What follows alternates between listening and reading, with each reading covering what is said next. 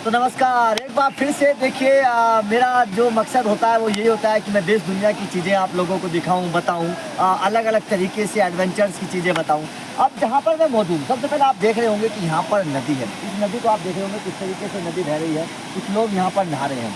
अब आप बोलेंगे कि ये नदी में सबसे अलग क्या है, तो इस नदी में एक चीज़ ऐसी है जो सबसे अलग है, मतलब दुनिया में ऐसा किसी नदी के साथ नहीं है जो इस नदी के साथ है, वो भी मैं आप लोगों को बताऊंगा।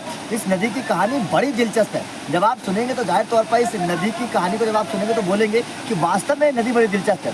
अब मैं कहाँ पर हूँ ये पहले आप समझ लीजिएगा। मैं इस वक्त मौजूद हूँ नीम करोली बाबा के मंदिर के आसपास। पूरे चारों तरफ का पहाड़ आप देख रहे होंगे किस तरीके से माहौल, चारों तरफ ऊंचे ऊंचे पहाड़ हैं। ये नीम करोली बाबा का मंदिर यहाँ पर मौजूद है नैनीताल में। आपने इसके बारे में बहुत सुना होगा, नीम करोली बाबा का मंदिर यहाँ पर मौजूद है। लेकिन अब इस नदी को देखिए, इस नदी का इतिहास बड़ा पुराना है और बड़ा रोचक, बड़ा दिलचस्प इतिहास है।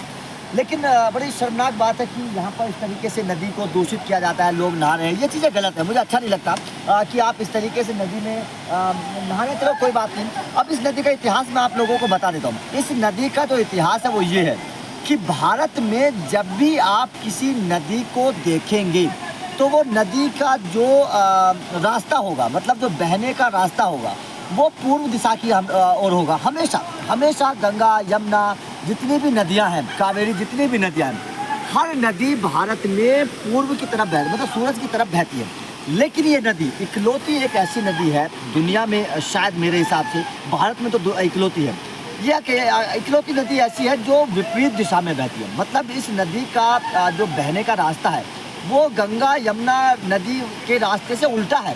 वो पूरब की दिशा में बहती है, ये पश्चिम की दिशा में बहती है, ये उल्टी नदी जाती है। अब इस नदी का इतिहास क्या है, कहानी क्या है?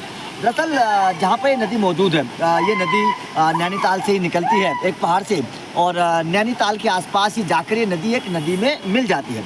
लेकिन ये छोटा सा जो रास्ता इस नदी का है, नीम करोली बाबा का मंदिर के बारे में आपने सुना होगा, इस मंदिर के सामने से नदी निकलती है। और इस नदी का इतिहास ये है कि बाबा जी एक बार आश्रम में अपने में मतलब भंडारा कर रहे थे।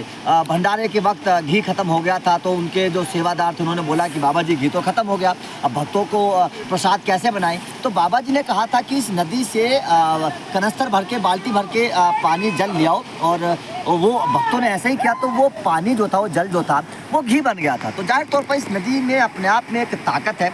बाबा जी की कहानी इस नदी के साथ जुड़ी हुई है। लेकिन सबसे अनोखी बात जो इस नदी के साथ है वो ये है कि ये नदी उल्टी दिशा में बहती है, और भारत की इकलौती नदी ऐसी है जो उल्टी दिशा में बहती है। तो आपका इस नदी को लेकर, इस कहानी को लेकर क्या कहना है, और क्या आपने कभी यहाँ पर आकर इस नदी को देखा है, और क्या आपको इस नदी का इतिहास पता था? कमेंट करके ज़रूर बताइएगा। Thank you very much.